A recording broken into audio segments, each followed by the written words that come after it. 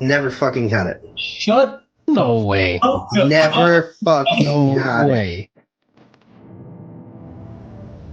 Like, Austin, you trying to tell us something else right now?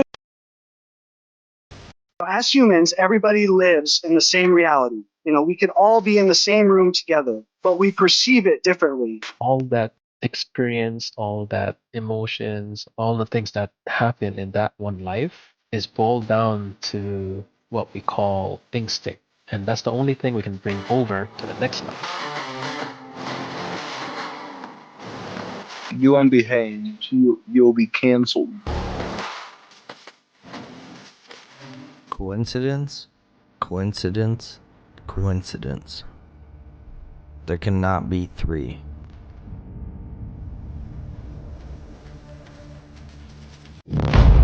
Hello and welcome back to the Collective Minds podcast. Tonight you got me, Ashel, and your boy Jay. We're going to jump right into it. We got another kind of cryptid mystery conspiracy story going on here. However, first we are going to redefine poltergeist activity for you guys, which is it often involves an adolescent who is suffering from emotional turmoil when the activity begins. Indeed, in one of the most infamous poltergeist cases, the Enfield poltergeist, paranormal activities were centered around 11-year-old Janet Hodson. In the Danny poltergeist case, it was 14-year-old Jason Cobb. In the Battersea poltergeist case, the activity was centered around 15-year-old Shirley Hitchings. In the Thornton Health poltergeist case of the 1930s, involved a 16-year-old son of a Mr. and Mrs. Forbes. So it always goes around with children. And some believe that adolescents are the locus of poltergeist activity because these spirits are attracted to hormonal fluctuations and or unresolved emotional stress, repressed anger, hostility, and sexual tension. Others argue that there are no spirits or entities involved at all, and that it is the individuals themselves that generate bursts of telekinetic energy, which causes objects to move through recurrent spontaneous psychosis, or RSPK. Though the individual or agent generating this energy is unaware of their roles in these events, either way, it would seem that where there is unexplained poltergeist-like activity, there's usually an adolescent involved. And what I believe is these are typically your wildest cases. That was like that case back we talked about it on the pod before, Jay, with the talking cat and all the cops. Yep. and the sheriff or whatever ended up telling them it was all a hoax to get everyone to leave. So we covered that. Today's story is very interesting. It's very poltergeisty in of itself, and this is the story of the Irvings and what they say afflicted them years and years ago by something that goes by the name of Gef, spelled G-E-F. Like the peanut butter? No, not Gef, G-E-F. Are you Mandela affecting me right now? Is this it? Do I need to go look in my kitchen?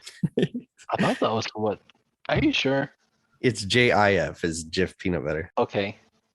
Oh. Okay, carry on. If I go into the kitchen, it says G-E-F. I'm a poo a little bit right now. Guys, that's not funny.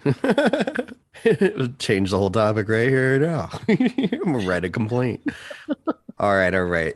So the Irving's farm was located at Cashin's Gap near the hamlet of Dalby on the Isle of Man. Their story was given extensive coverage by the tabloid press in Britain in the early 1930s. The Irving's claims gained the attention of parapsychologists and ghost hunters such as Harry Price, Hereward Carrington, and Nandor Fodor. Now, in September of 1931, the Irving family, consisting of James, Margaret, and a 13-year-old daughter named Voirrey, I'm guessing, spelled V-O-I-R-R-E-Y, claimed they heard persistent scratching, rustling, and vocal noises behind their farmhouse's wooden wall panels. Believing it to be a rodent infestation, they placed traps. However, no rodents were found, and the strange noises persisted. Growing ever more disturbing, the father, James, tried scaring off whatever was making these noises by growling like a dog. However, the thing growled back. James then made another animal noise, and the thing mimicked those same noises back at him. The Irving's farmhouse was soon plagued by more growls, barks, hissing, and the crying of what sounded like a baby. As time progressed, it became apparent that whatever was responsible for the strange noises was a skilled mimic, able not only to imitate what it heard, but capable of learning and retaining. Soon, the mysterious entity was picking up human language by listening to the Irvings, making gurgling noises like a baby attempting to speak for the first time. The Irving's 12-year-old daughter, Voirrey, took to reciting nursery rhymes and asking the being to repeat them. According to the Irving family, the entity did so in a clear, high-pitched voice. Soon after, it introduced itself to the family as Gef, spelled Gef, the mongoose, but not any normal mongoose. In his own words, he was an extra clever mongoose. Mongoose, you say? A very special mongoose. So Gef told the Irvings that he had been born in Delhi, India in 1852. He liked to gossip and would travel around the island picking up all sorts of information. He would, however, always return to the Irving family farmhouse at Dorlish Cashin, where he would intrigue James, his wife Margaret, and young Rory with village gossip. And the family claimed he would even read aloud from the local newspapers before nesting in his sanctum, an alcove situated above Rory's bedroom. The relationship between Gef and the Irving family was certainly at first an uneasy one. Gef was often guilty of what he lightheartedly called devilment. His loud, boisterous banging on the walls and his satanic laughter forced fear and hostility into the Irvings. They believed that Gef, the entity, was trying to scare them out of their farmhouse. One day, as James sat by the window, he spied a very large cat striped like a tiger. He said, "We ourselves did not possess a cat," and I called Vori to come to the window to look at it. She did so and remarked on the size of the cat, but more especially the unusually large bulldog head that it had. James quickly realized that the cat was neither a regular English cat nor a Manx tailless cat and went outside with his single-barrel shotgun, intending to chase it away. However, mysteriously, he lost the trail. He said, "The cat was a little ahead of me, but easily within range, and it turned through an open gateway into a grass field. I was there a few seconds behind and fully expected to see the cat, but no cat could be seen. Look as I liked, the field was level, and there was not a bush or any roughness where he could have hidden, and the hedges were all earth, or sod hedges, as they are called here. I detailed my experiences to my wife on her return that night. When Gef called out, 'It was me you saw, Jim.'" The relationship between Gef and the Irving's daughter Rory is an interesting one, and one that bears uncanny similarity to poltergeist hauntings. From the time of the initial appearance of Gef in 1931, Rory often played a central role in the events that took place. It was Rory who read and recited the nursery rhymes that taught Gef to speak. The members of the local Manx community told of how Rory could often be seen walking to school or into the village talking to Gef, who accompanied her. Though Gef could not be seen, he always conveniently obscured himself by walking behind a hedge or stone wall. People reported that they could clearly hear his replies. This led to skeptics to wonder if the voice of Gef was actually Rory's all along, and merely the result of the girl's talent for ventriloquism. It's very interesting how all of these poltergeist activities with the talking cat or Gef or other stories, it's always the little girl being an amazing ventriloquist. Isn't that just coincidental? Yeah. Very interesting. So Gef's sanctum was in Rory's bedroom, and in the early days of the infestation, the then 12-year-old Rory seemed to be the focus of the entity's attention. On account of Gef's menacing attitude, threats, and stone throwing and cursing, the Irvings actually moved her bed into their bedroom to keep her away from him. As is inevitably the case in small communities, such as that on the Isle of Man, gossip about the Irvings and their mysterious spooks spread quickly around the village. Gef even garnered a mention in two of the local press, under headlines such as Man Weasel, Mystery, Grips Island, Queerest Beast Talks to, Daily Dispatch Reporter. Before long, word had spread further afield, and in 1932, psychic investigator Harry Price arranged for a colleague, Harold Dennis, to travel to Cashin's Gap to investigate the case. Dennis conducted numerous interviews with the Irvings, as well as many local residents who had claimed to have heard Gef talking or had other kinds of eerie encounters, which they attributed to Gef.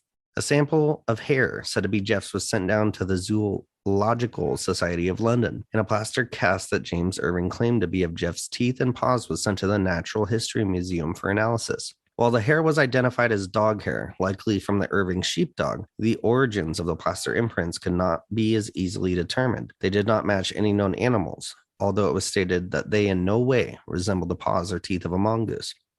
Though tangible evidence was not forthcoming, there were certainly some strange occurrences during Dennis's visits to the Irvings' farmhouse from disembodied voices. He quotes, "We, Dennis and the Irvings, sat and talked until just about 11:45 p.m., and as nothing had taken place, I suggested making my way back to Glen May. Just as I had shut the door of the house, we heard a very shrill voice from inside scream out, 'Go away. Who is that man?' Mr. Irving gripped my arm and said, 'That's it.' Shrill screams, accompanied by terrific and terrifying knocking, loud bangs, emanated from all parts of the house in quick succession, as if the perpetrator moved with lightning speed. The bangs appeared to come from the roof, Mr. and Mrs. Irving's room, over the kitchen, and on the staircase. The noise continued for about 15 minutes, culminating with tremendous bangs as if something had been thrown with great violence upstairs. So we went again to Vori's room and found that a heavy chair, which Mrs.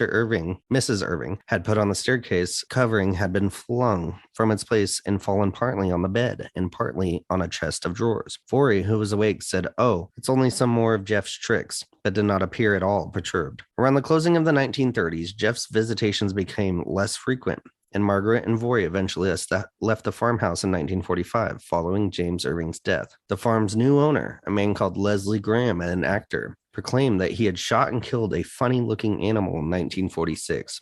The corpse that he had put on display was black and white and by all accounts was considerably larger than the alleged Jeff. Vorey Irving, the young daughter, who many considered to be responsible for a potential hoax, was adamant that the slain animal was not Jeff at all. If Vorey knew who or what Jeff was, she took that knowledge to the grave in 2005 and left the world with one of the most bizarre and perplexing mysteries of any generation. So, another fact about Jeff was that he said that he was horrific looking. He would terrify them if they saw him. And the reports are that they would see like a flash of something, like go, move around the house super fast, like lightning speed, but they would catch a glimpse of him, but they never actually saw him in person, or at least the parents did. But yeah, he hated how he looked. Right? That's the thing. It's all alleged. It's good. That's what he called himself. So they never actually got a glimpse of him. It would just be talking through the walls and animal noises. And so he called himself a mongoose, and it would just be a voice that would appear and disappear and have weird knowledge. Apparently at one point in time, he had gained like psychic powers where he was actually at the house there. And he was telling them what was being said like across town by specific people.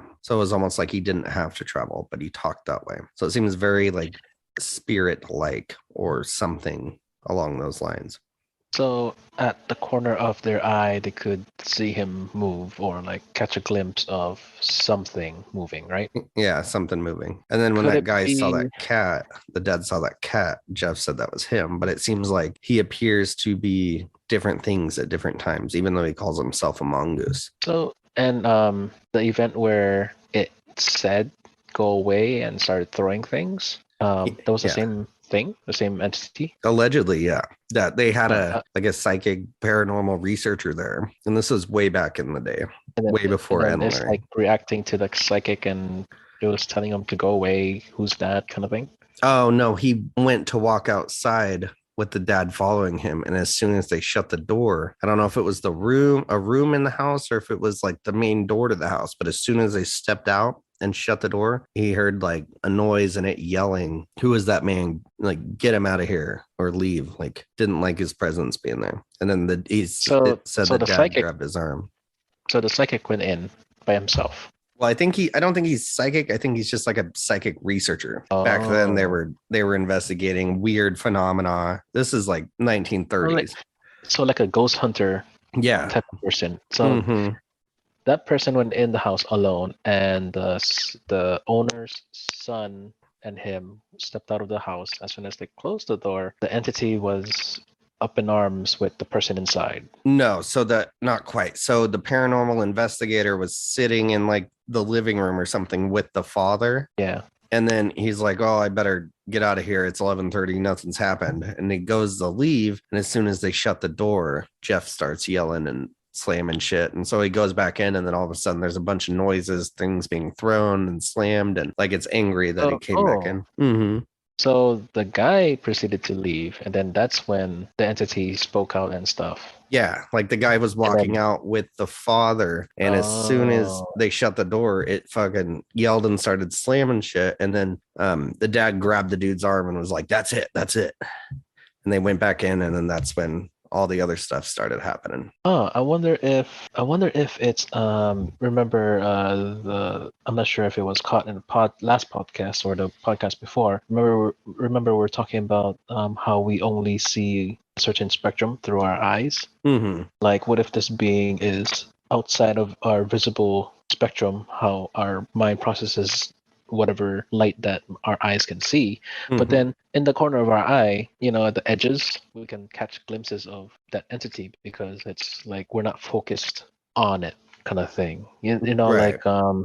like seeing through a cone or binoculars, but then the binoculars isn't exactly right up against your eyes. Like there's a gap around your eyes, so you can still see your peripheral, but then you still see through the binoculars, kind of thing. What if it's like that?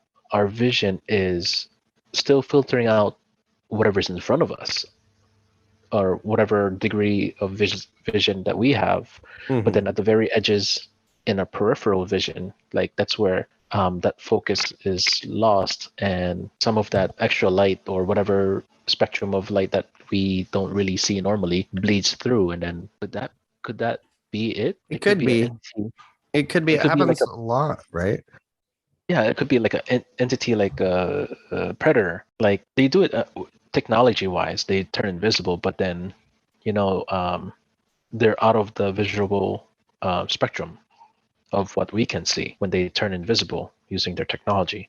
Could this being, whatever it is, be outside of our visible spectrum and like do all that stuff, interact, throw chairs? Yeah, our like again, what I said before, our human vision observing or processing the visible light around us is very narrow. Dogs, other animals can see a lot more of the light spectrum than us.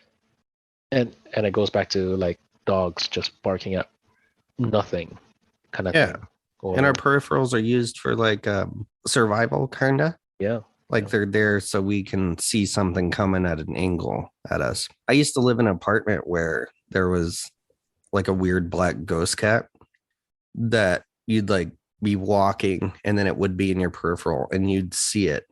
I mean, you could tell almost what it was. This black cat-sized thing would like run.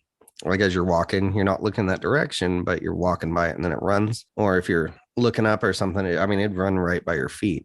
You'd turn around like, what was that? It'd freak you out and stuff. I think it's a mix of both. I think it's that as well as these kind of poltergeist energy beings, spirits, whatever people want to call them, it's menacing, right? So it wants your attention. A lot of times with simple hauntings, people just don't acknowledge it and it goes away. So these things, if they're, I don't even want to say evil, but if they want that energy, want that attention, I could see it not showing itself. But when you go to walk across the room, all of a sudden you see something in the corner of your eye and your peripherals jump, and you're like, I know I saw that. And the first couple of times you'd be like, oh, I'm just seeing stuff, but it happening quite often. You're like, that's a thing. And then it's got your attention. It's like, oh, remember Jeff's here. And so you think about it, and just thinking about it and putting thought into it gives it energy. Right. Very interesting. But yeah, you see lots of stuff out of your peripherals.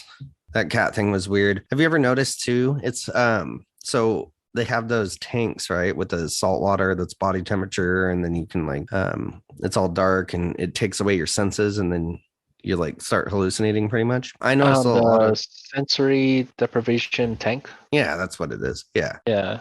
Oh, it's like taking away your regular senses to increase, I guess, your sixth sense, kind of. Have you ever noticed if you're vacuuming in certain places, you can hear stuff? Have you ever noticed that? No. Well, I haven't noticed orbs. Yeah.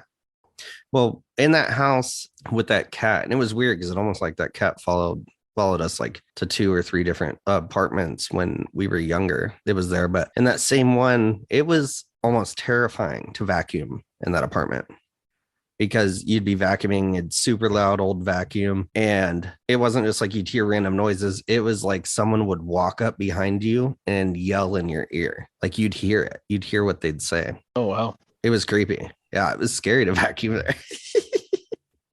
Still vacuumed, but it's like you want someone else in the room kind of thing. But I've noticed that quite a bit throughout the years if I'm just working or different places and stuff and you end up turning on a loud machine or vacuuming because it's like static white noise, but it's so loud that you'll hear shit in it, like a static TV almost. But that one was scary in that house because it was a few times where you'd feel it. When someone's looking at you or walks up behind you, you could feel like the energy, the air, like move with it. And it would like yell in your ear. It'd be like, hey, or something like that, and you'd turn around and like, what the hell? But it would happen all the time in that place. It was creepy. So yeah, I think that could be what Gef was. I'm not sure. It's pretty much summed up as a hoax. However, I mean, every every story like this is, right? It's all a hoax. It's all they wanted money. However, the family sold the house dime on the dollar, like for a very small amount once the father died because they couldn't afford it. So they actually got less money. They didn't get money from this story. And then the guy that moved in that was an actor ends up killing this thing that so there's two reports. It's reports that he put out a picture and stuff and the animal was black and white. However, why do we not know what that animal is? Very interesting. But also he said it was between like a ferret and 3 different animals that are pretty much the same thing, except he didn't say mongoose. So it was very interesting. And then he saw a cat with like a bulldog kind of head. So whatever it is, if this story is true, that it's taking on the appearance of multiple things. However, none of them, like Gef said, he was a very ugly, demented looking creature. So it was almost like he decided to call himself a mongoose, even though no matter what he tried to visually portray himself as, it was a mixture of animals, not of like God's creation or anything. It'd be like a mix of it, something that's not natural. Very interesting. So yeah, Gef the Talking Mongoose. And then we have that black cat that talks too, apparently. But apparently there's a lot of like 12, 13-year-old girls that are professional ventriloquists that trick professionals and police and anyone that tries to come and figure out what's going on. And things just seem to move, like with that other story with like the 600-pound refrigerator, and it was the little girl's fault. Well, you can test that out. All you got to do is remove the girl or the alleged person that's doing it out of the picture, and then see if any of those things happen. Mm-hmm. If it's basically what was it? Something deduction. Basically, you start removing things from the environment to eliminate it as the possible cause. Right. Like I do that for troubleshooting at my work. Like, okay, it could be this, and this that could be wrong. Let me replace this part and see if that's the cause. If it's still the issue still happens, then it's not that part. I'll put it back. If you're working on a car, you troubleshoot, diagnose, replace parts if needed. It's like, oh, let me try this alternator. Oh, it's not the alternator. Let's put back the old one because it's good. Let's try something else. Right. But diagnosing with this could be very hard because you could remove the girl and go, oh, it's not happening anymore. Then you put the girl back and it happens. But that doesn't necessarily in these situations mean that it's the girl doing it. It could be her fault, but not on purpose. It's her energy, right? So whatever it is feeding off of it.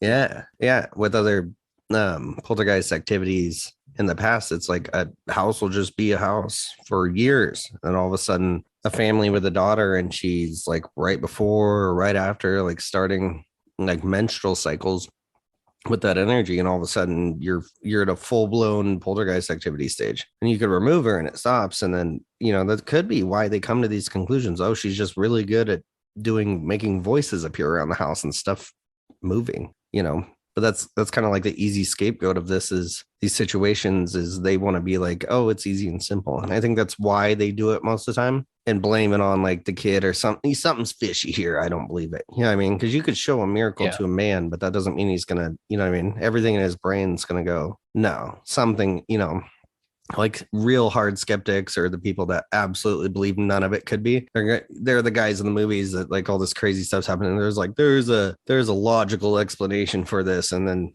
like they die in the movie, because they're like, this is BS, and it's like it's happening right in front of them, but they're denying it. And also fear, and with situations like this, like if this happens and they're like, like the supernatural guy, that was looking for this stuff. Does he actually want to find it, or does he want to debunk it?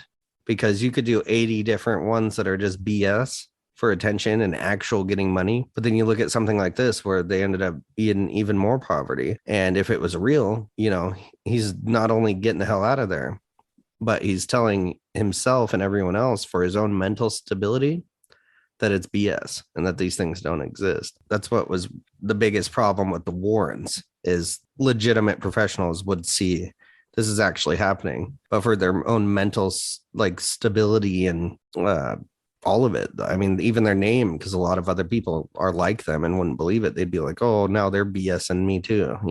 Their credibility's gone. Is that they would just end up lying to save their ass, to save their, mental state, to save everything. Very interesting. Yeah. All right, Jay, any more thoughts on this about Gef with a G in one F? This is the only account, right? Like supposedly this is the only one of this type of encounter. With Gef or with creatures like this? I guess creatures like that. I don't know, man. I don't know. We could look into that.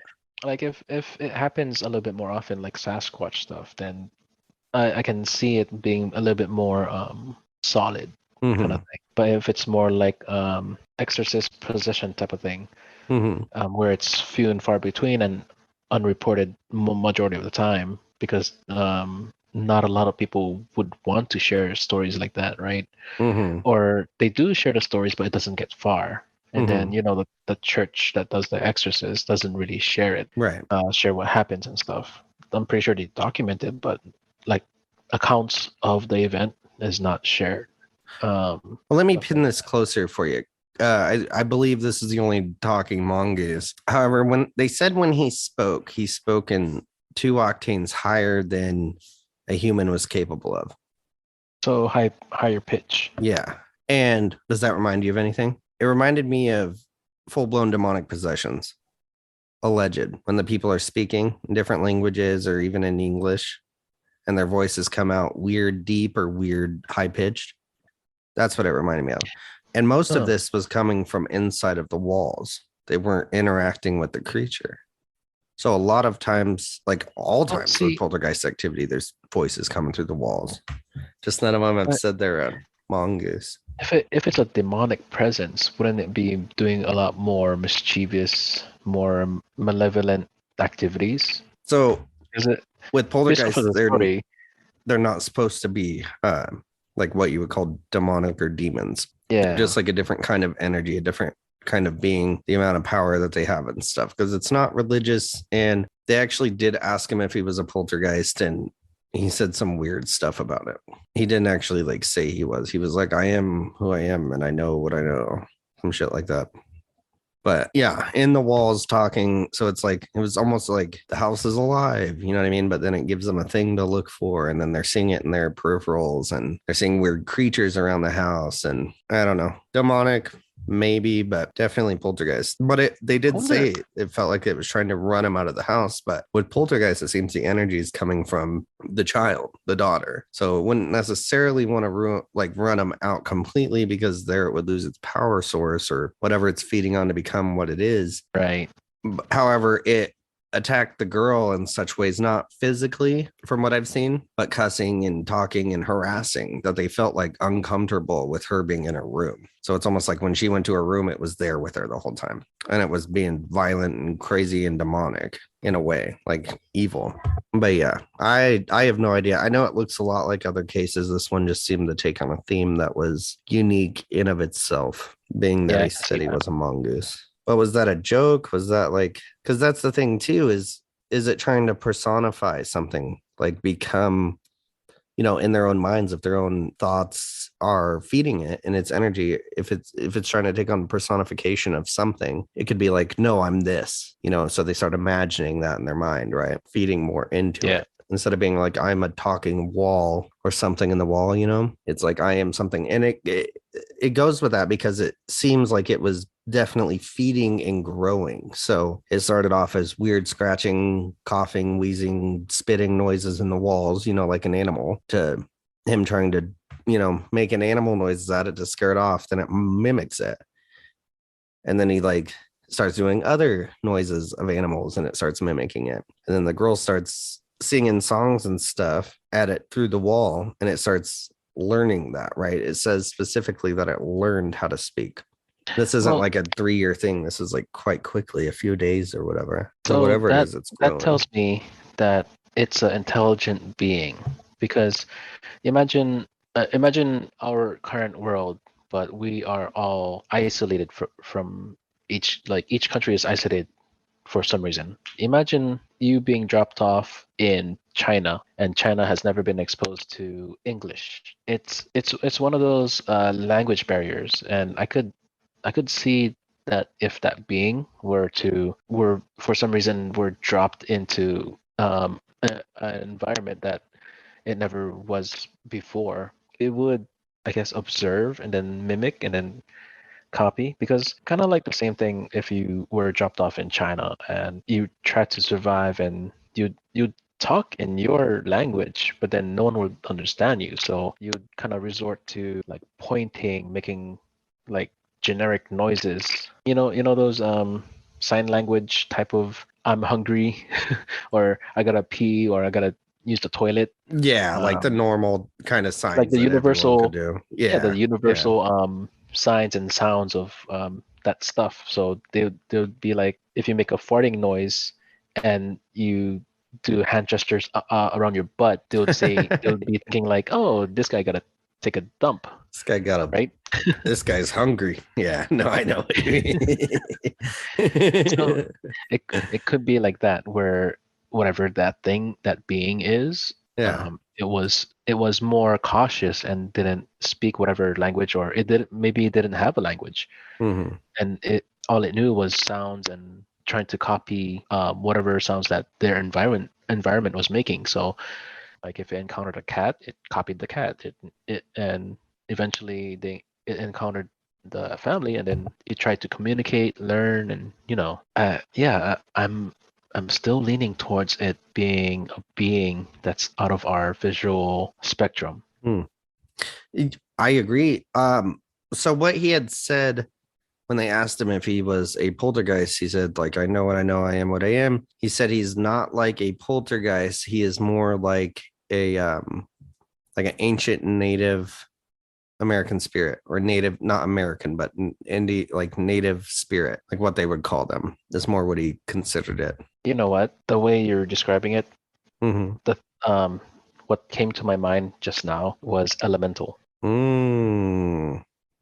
That Like, would make sense. That would make a lot of sense, and that would explain all of the poltergeist kind of stuff. yeah, like, And how it feeds off of, because if it's the energy of like a female becoming like a woman, or that process, that's probably one of the biggest elements on the planet. Yeah, I mean, that's how creation is made. That's how, like, the energy of that is the ability to create life. Yeah, Native Americans believe everything has a spirit. The water, the rock, the trees, the leaves, the dirt, like everything has a spirit. And I forgot which culture I believe. Was it like the Celtics or something like that? The Druids, like they believe in elementals. Like, oh yeah, the water spirit elemental, and like you there's jump games down that portray them. Yeah, you jump down the Fae rabbit hole. The Fae? That's one of the first things you come in contact with is elementals. Yeah, like the forest, the wind elemental, the earth elemental. And aren't those? Yeah. Don't think. I think they might call those in other countries Jinn. Yeah. Very interesting, Jay. And for those out there listening, the elementals are things that have been here long before a lot of these other things. They were like the first, pretty much, energy beings from the very beginning. Yeah, when you said ancient and then Native American, that's I instantly went to elementals, spirits of the water, spirits of the rocks. And that's why they worship the land, take care of it, all that stuff. Yeah. You don't want to piss. If there's one thing you don't want to piss off, it's an elemental. They're old and powerful. All right. Thank you, everybody, for coming to the Collective Minds podcast. I hope you enjoyed this one. Leave a like, subscribe, comment wherever you're at, 5 stars, whatever you're listening on. Share us with your friends. We love you for that support. Thank you. And make sure to check out the next one. All righty. We are out.